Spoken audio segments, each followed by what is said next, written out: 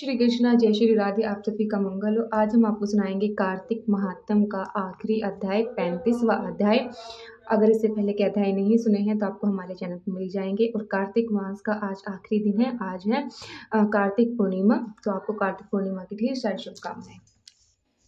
इतनी कथा सुनकर ऋषिवर कहने लगे कि हे सूत जी, जब हम आपसे तुलसी के विवाह की विधि पूछना चाहते हैं तो सो कृपा करके वर्णन कीजिए। ऋषिवर का यह वाक्य सुनकर आनंद से मगन हुए श्री सूत जी कहने लगे, हे मुनीश्वर, अब मैं आपके सामने तुलसी जी के विवाह की विधि का वर्णन करता हूँ, इसलिए आप सावधान होकर सुनने का कष्ट करें। जब उत्तरायण रवि हो, गुरु शुक्र का उदय हो, विवाह के नक्षत्र हो और विशेषकर पूर्णिमा अथवा कार्तिक का महीना व भीषम पंचक हो, तब तुलसी वन में व अपने घर में सुंदर मंडप और उत्तम हवन कुंड के सहित मनोहर वेदी की रचना करते हुए श्रोत्रिय ब्राह्मणों का जो विद्वान और रोग द्वेष आदि से रहित हो, निमंत्रण करे और ग्रह यज्ञ आरंभ करते हुए मित्राओं का पूजन करे। हे मुनीश्वर, ऋषि तत्व के उपस्थित हो जाने पर पहले नंदी मुख श्राद्ध करे, तत्पश्चात के भगवान शालिग्राम बनाकर उनकी विधि विधान से पूजा सामग्री से पूजा करे, बांदी की तुलसी को उनके समर्पण करे। इस प्रकार विवाह विधि से तुलसी जी का पानी ग्रहण करने के बाद विधि पूर्वक होम करे। इसके बाद सपत्नी, यजमान, भाई बंधु और सेवकों के साथ चारों ऋग्वेदों को सहित विष्णु भगवान की प्रेम प्रतीक्षणा करते हुए शांति पाठ और मंगल गान के साथ साथ आदि बाजे भी बजवाने चाहिए। हे मुनीश्वर, ऐसा हो जाने के बाद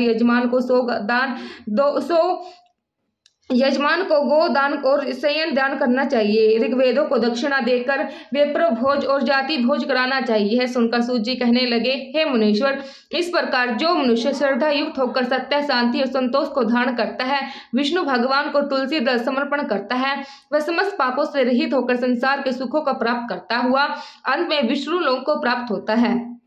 इसमें सायांश नहीं है। हे मुनीश्वर, जिस प्रकार से तुलसी जी के विवाह की विधि बतलाई गई है, उसी प्रकार आंवला, शमी और पीपल के विवाह की विधि समझनी चाहिए।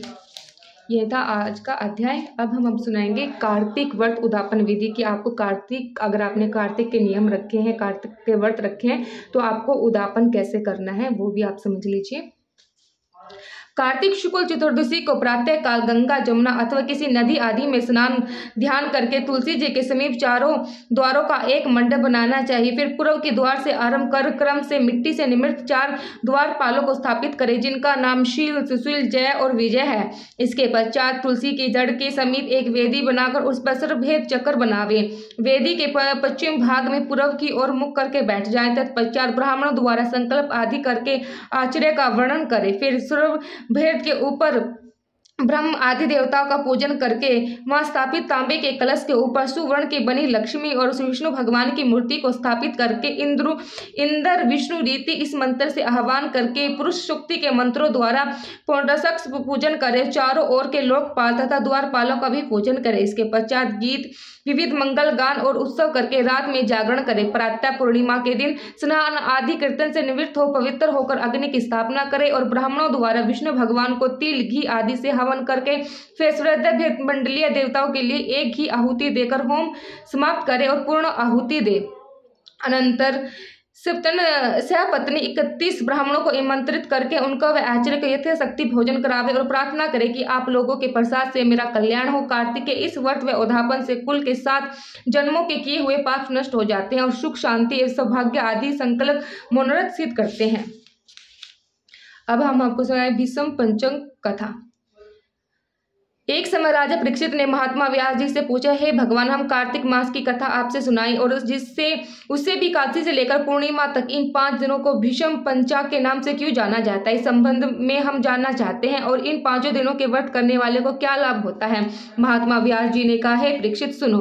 कुछ समय पहले काशीपुरी में बहुत ही निर्धन सोमेश्वर नाम का ब्राह्मण रहता था। उसका शरीर बहुत ही कमजोर था, परंतु वह भगवान विष्णु का भक्त था। कार्तिक मास में रोज गंगा स्नान करता, भगवान विष्णु का पूजन करता। पर एक दिन वह शरीर से पीड़ित हो गंगा स्नान करने गया, पर उसे घाट और सीढ़ी उतरा नहीं जाता। किसी तरह वह उतर गया, गंगा तक पहुंच गया और गंगा स्नान कर ही रहा था कि वहीं पर बैठ के संध्या उपासना करने लगा। वहीं पर वृद्ध ब्राह्मण के रूप में भगवान अपने भक्त पर कृपा करने के लिए बैठे हुए थे। भगवान ने ब्राह्मण को बड़े कष्ट में देखा और करके पूछा, हे ब्राह्मण, तुम्हारी स्थिति तो स्नान करने की नहीं है, फिर भी तुम ऐसी अवस्था में स्नान के लिए क्यों आए हो?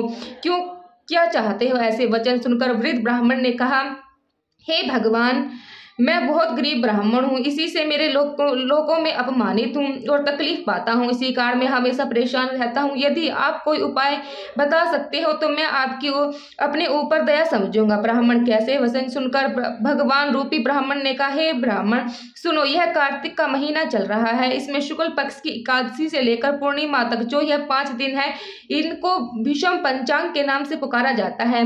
5 दिनों में तुम गंगा के पुत्र महात्मा भीष्म को जल दान दो और गंध अक्षित पुष्प से उनका पूजन करो और भगवान विष्णु की पूजा तुलसी पुष्प आदि से करो। इससे तुम्हारे सब कष्ट दूर हो जाएंगे और तुम अंत में विष्णु लोक को निवास करोगे। हे ब्राह्मण, महाभारत की लड़ाई में जब महात्मा भीष्म शैलशैया पे सोए हुए थे, उस वक्त अपने प्रिय अर्जुन को उन्होंने सभी प्रकार के राजधर्म, व्यवहार धर्म, ज्ञान धर्म कहा था। उस समय अर्जुन का सखा कृष्ण वहीं पर थे।